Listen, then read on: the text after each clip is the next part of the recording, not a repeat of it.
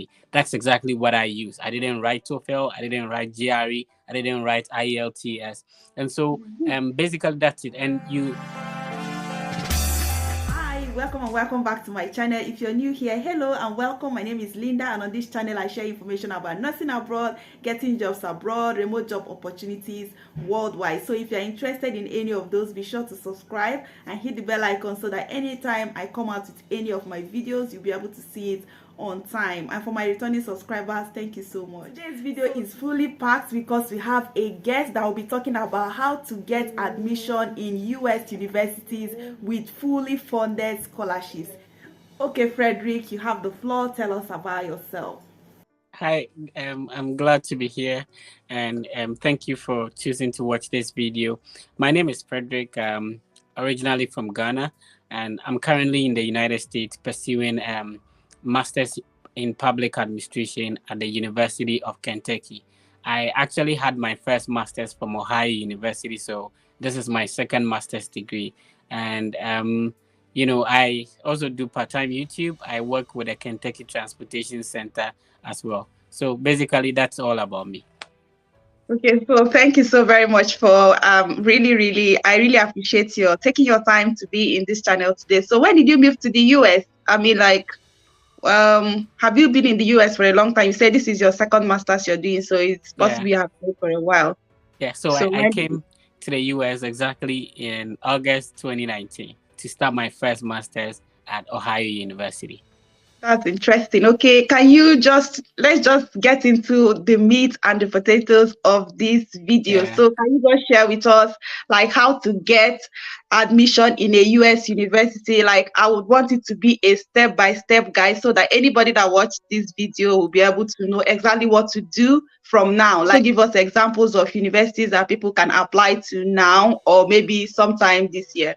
All right. So it's quite easy for me. I think that as an international applicant, US is one of the easiest countries to study, especially how to get scholarships. So let's get started. I'm going to break it down probably into 4 or 5 steps. The first one is to gather your document, right? So if you want to study at the undergraduate level, you should have probably completed or graduated from a high school. So basically in Africa, most African countries, Nigeria, Ghana, we are looking at maybe a WASI, a YX certificate. So if you graduated from high school, then you should have your high school certificate, high school transcript. You should have recommendation letters from your previous professors or teachers, and statement of purpose and all that. If you want to study at the graduate level, that is the master's degree or PhD, then you should have a certificate indicating that you indeed have a bachelor's degree. You should have your transcript, your statement of purpose, English proficiency. And by English proficiency, let me stress this, because most English is the first language of most African countries like Ghana and Nigeria. You do not necessarily need to write the TOEFL or IELTS. You can have, a letter from your previous institution indicating that you did maybe all your undergraduate courses in English, so you can write and speak English proficiently. That's exactly what I use. I didn't write TOEFL, I didn't write GRE, I didn't write IELTS, and so basically that's it. And in terms of the graduate application, you should have like at least 3 recommendation letters to be able to apply. So basically what I'm saying is that gather your document. So the necessary documents you need are exactly what I've mentioned, but it may differ from program to program or university to university. In some universities, they will strictly require that you get the GRE or TOEFL. In that case, you need to sit for that and then get the results before you apply. Let's move on to the second step. I call that communication. Just like we all know, every department or every university has faculty members. Among the faculty members in every department, let's say the Department of Economics, or let me use my department as an example, the Department of Public Administration. There are faculty members, and among the faculty members, there is an HOD or head of department, or they call it a graduate chair or graduate director. So you need to communicate with this person through an email that, hey, my name is this person. I have this qualification. I'm interested in this program. One, I want to know if I'll be considered for admission. This is an example of email that you want to. Then two, I want to know if there are funding opportunities for me as an international applicant. So, usually in the United States, the department offers the scholarship, not the university. So it could be that in the same university, the Department of Economics have funding for their students, but the Department of Geography does not. And this is the reason. The department will employ you as a research, teaching, or graduate assistant. So your scholarship is based on you working for the department. So they pay your tuition and pay you stipends either monthly or bi-weekly. So by virtue of communicating with the department head, he will let you know, and it is important that you attach a copy of your transcript. He will let you know if you'll be admitted or you qualify for to be admitted into the program, and if there are funding opportunities available in that specific department that you'll be considered for after you apply. So communication is very key. Mostly, a lot of universities will demand for application fee, but if you're able to communicate with the director of the program, they could waive it for you. They could tell you, okay, even though application fee is, let's say, $90 or 900 naira, if I'm correct, then they will tell you that you can go ahead and submit the application for free. So I always entreat people that don't put in an application if you don't communicate with anybody in the university. You will end up not getting admission or risking getting admission and not getting funding. So I've talked about documents, I've talked about communication. Now, your decision to apply to a certain school will be based on the feedback you have from the director of the program. So if you don't get any response, I would highly entreat you don't apply. Now, if the response is positive about admission and funding, then the next process you want to do is to go ahead and submit your application. And usually the application is being submitted online. So you just go online, you create an account, you complete the necessary details, especially your bio details. You upload the required documents that we spoke about earlier in the first step.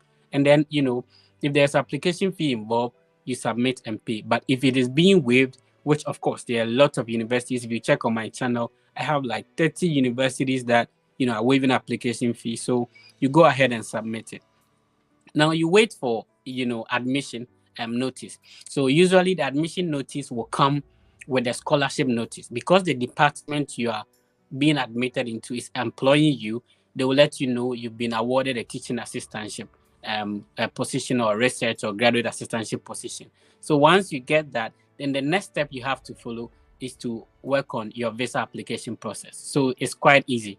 So if you're able to secure the funding, then you just have to go through the normal process of paying for a visa application fee in whichever country you are. You complete a document we call the DS-160.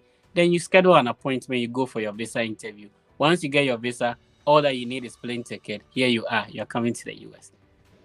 Oh my God, thank you so much for that. And I actually like the way you explain this step by step. So I feel it is very, very self-explanatory. But I do have a question. Like, the way you said it, it just sounds so easy. But then I'm just wondering, like, if everybody uses this method, like applying through the department head, if I'm right, and then he's getting all these loads of applications directly to him. I know that sometimes when you communicate, maybe assuming you're looking for a job or something like that, and you write to the HR directly, sometimes they will just tell you, okay, go to the application page and apply, instead of giving you direct response like you explained. So how do people go about it?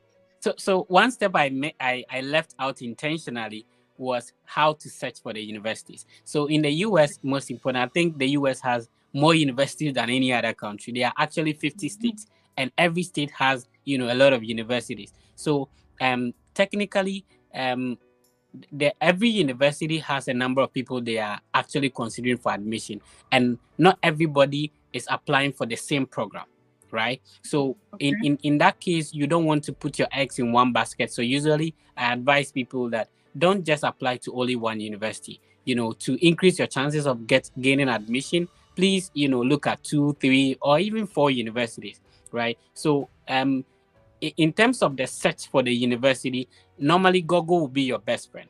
Which state do you want to go to? I'm currently in Kentucky. My previous university was in Ohio. So universities in Ohio, in Google, would bring out all the universities you want to know. Then what you have to do is that go through their programs. Which one are you interested in? Then you select that program. Go and find the director of the program. So basically, Google search will bring you any, especially if you don't know the specific university or the name of the university you want to opt for. The best way is to search on Google. There are actually websites, and if you check on my YouTube channel, I have listed websites that leads you to all the universities in the US that you can select from, email the directors based on their response, you put in the application. Oh, okay. That makes sense. So Yeah. now, but like if you are applying to the directors, I mean, I believe you must have like a very good result from your degree for them to like consider giving you a research position or something like that. Like someone that has 2-2, for example, in Nigeria, do they have a chance for this kind of funding? That's a good question. It is important to know that there are a lot of misconceptions. Like people think that you need to have like you be a first class student to study abroad. It's actually not so. Over the years, I've been mentoring a lot of students, and it will surprise you that even a CGP of 2.2, they are getting full funding and admission. Unlike and this is very important. Unlike most of the African universities, in the US, your application is not only considered based on your CGPA, right? There are a whole lot of documents that come together to form the application package. And so we have your statement of purpose, your recommendation letters. If you've done some internship somewhere or anything like that, you can put all those documents together. So even though you could have a low CGPA, but you have a lot of experience, and let's also emphasize that the fact that you have a low CGPA does not mean that you are dumb. No, something could have happened. It could be ill health or anything could result in the reason why you had a low CGPA. So people should know that your CGPA shouldn't deter you from applying. And your CGPA is not the only factor considered in giving you admission or not. There are a lot of things that come together. So you put effort into writing your statement of purpose. You should have a rich recommendation letter, other documents that you can put together to make your application very competitive. Oh wow. Thank you Yeah. so much for clarifying that, because I actually like this, because a lot of people will be encouraged to, I know a lot of people that have 2-2, they don't want to even apply for MSCs and all Yeah. of that because they feel they are not going to. And a lot of people as well about the scholarship, they don't even believe, sometimes when you're searching for scholarships online, you always go for, scholarships for MSc students, and then Yeah. all those competitive ones to come Yeah. out. And I didn't know that this method that you explained today Yeah. actually So exists. So every country, thank you I'm so glad much you for that. said that. Every country has their own application process, right? Okay. So Yeah. mostly in the UK, you probably have to apply to the university, and then you decide to apply to either the Chevening, the Mastercard, or the Okay. Commonwealth scholarships, so that Yeah. that scholarship will support your education. Now the US Mhm. makes it very simple. The department you're applying into. So, for example, in my first master's, I was a teaching assistant. So I am assisting a professor who is also working in my department. So I'm a student in that same department, and I'm a teaching assistant in that department. So they employ Mhm. me.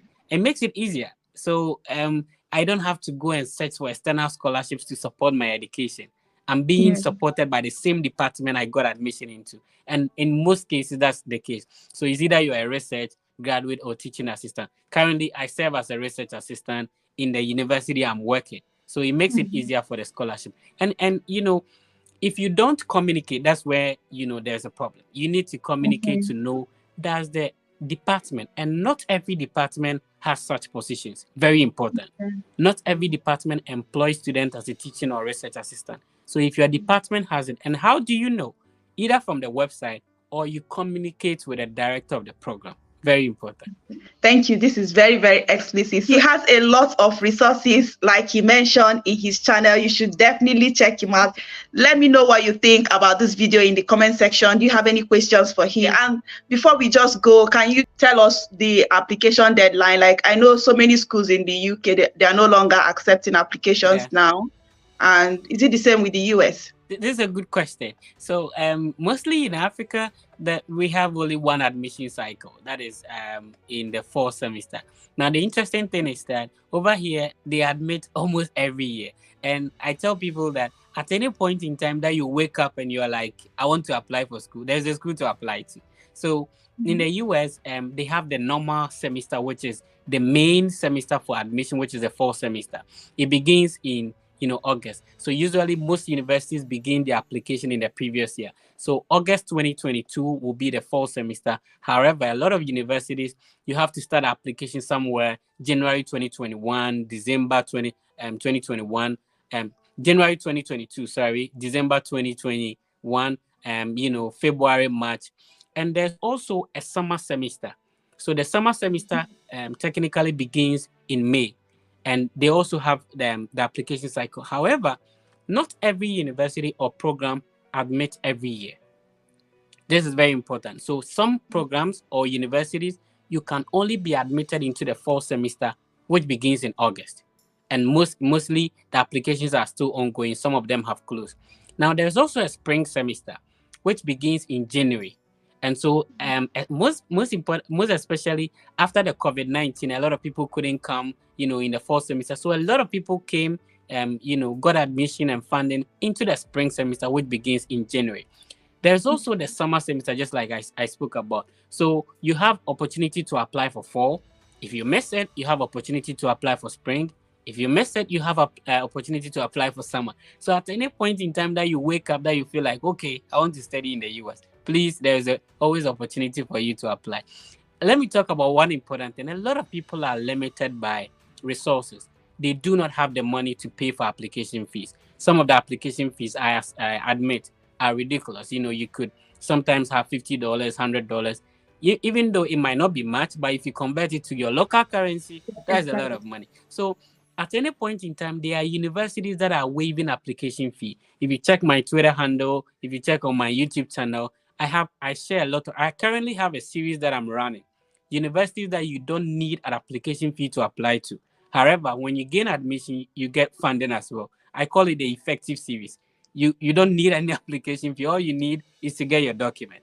After you gain admission, funding is guaranteed. So at any point in time, that nothing should limit you. All that you need to do is to be determined, be serious, get your documents ready, and then you start your applications. Okay, and once you get your admission offer, is it easy to get a visa as well? Yes, the visa has to do with an interview, right? So you have to go for a visa interview.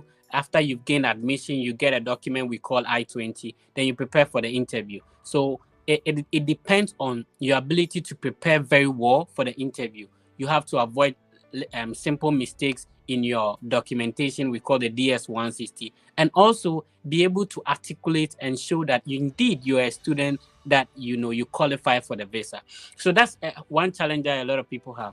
A lot of people are able to go through the admission, the scholarship. However, because of maybe ill preparation, they are unable to go through the visa interview successfully. But to me, with this experience, I think that the visa interview is the easier. Just like we are talking, it's not any big deal, right? Sometimes some people are asked 2 questions, 3 questions, and that's it. Like, which school are you going to? It's easier to answer that. What are you going to study? So people really have to prepare for the interview, and that is easy. Okay, thank you so much. Thank you so much. Yeah. I believe that if you're interested in studying in the US, you should not be limited by resources. Like you said, check his YouTube for all the resources that you need. Thank you so much, Fredrick. And Yeah. thank you all for watching, and we'll see you in the next video. I'm glad to Bye. be here. Bye.